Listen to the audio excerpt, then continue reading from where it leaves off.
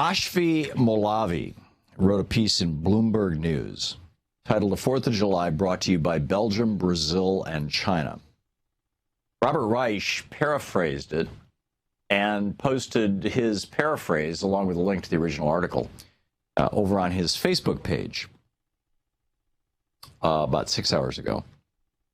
And, or yesterday, actually, it must have been the 4th of July. And I just want to share with you what Reich said, because this is, I mean, this is the issue that, this is one of the issues that Bernie brought to the forefront. This is the issue that Donald Trump is out there pounding on. And in my opinion, he's lying about in terms of his own position and where he would go. And certainly he's out of step with the Republican Party on this. But it has to do with trade. So Robert Reich writes, today as you, this is the 4th of July, yesterday. Today as you imbibe a cold Budweiser owned by a Brazilian-Belgian conglomerate, smother your hot dog from Chinese-owned Smithfield Foods with Heinz ketchup owned by a Brazilian private equity group, finish up with cake from Sara Lee owned by Grupo Bimbo of Mexico, and ice cream from Good Humor, part of the British-Dutch conglomerate. Check for movies on your ThinkPad laptop owned by China's Lenovo, and then head to a movie house owned by Dalian Wanda, the Chinese real estate agent or giant that controls more U.S. cinema screens than any other American company. In your Chrysler, owned by Italian automaker Fiat, and at the end of the day, take an Alka-Seltzer, also foreign-owned, you might be wondering what kind of Independence Day we're celebrating. And he talks about how the U.S. has attracted nearly $3 trillion in what's called foreign direct investment, which is where foreigners come in here with dollars and they buy our companies, they buy our land, they buy our houses.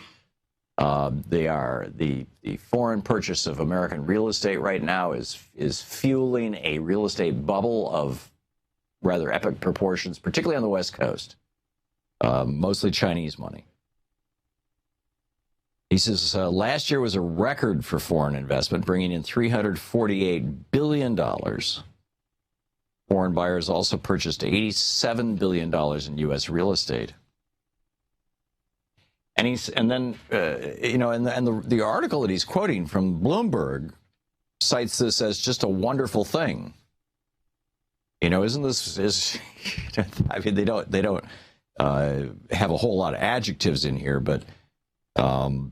They point out that, you know, when you work for a foreign company in the United States, you're more likely to get better pay than when you're working for an American-owned company like, you know, McDonald's or Walmart. I mean, they don't name the companies, but and that these are jobs that they're creating, right? So they say, go ahead, crack that bud, and rest assured that even if companies in Belgium, Brazil, and China ultimately own some of what you eat, buy, and watch this weekend, you'll still be doing right by America. That's Bloomberg. Now, here's Robert Reich. He says, I don't see this as a problem except when it comes to our democracy, because all these foreign-owned firms are now playing a larger political role in Washington and state capitals than ever before. And their primary concern when they influence our politics isn't the well-being of Americans, it's their global profits, and there's a big difference. I would add to that, you know, when you're buying what you think are American products that are owned by foreign companies, well, hey, you know, some of them are even made in the United States. You know, your hot dogs or your ketchup, your Heinz ketchup, even though it's owned by a Brazilian company, you say, well, you know, it's made in American tomatoes, American ketchup. What's wrong with that? Well, here's what's wrong with that. All the profit goes to Brazil.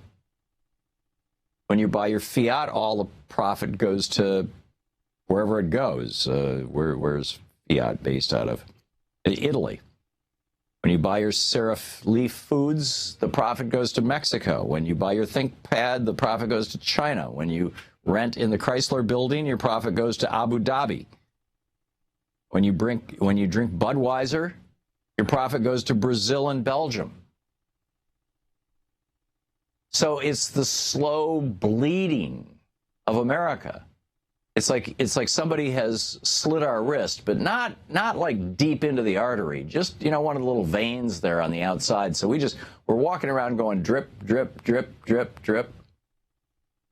And you ask yourself, you know, okay, where did these guys get all these dollars to buy America, to buy $3 trillion worth of this country? Where'd the money come from? Well, the money came from our trade deficit.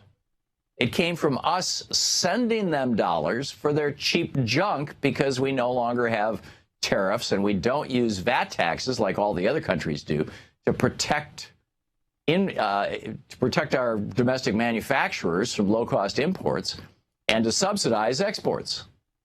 We don't do that. Everybody else does that. We don't do that.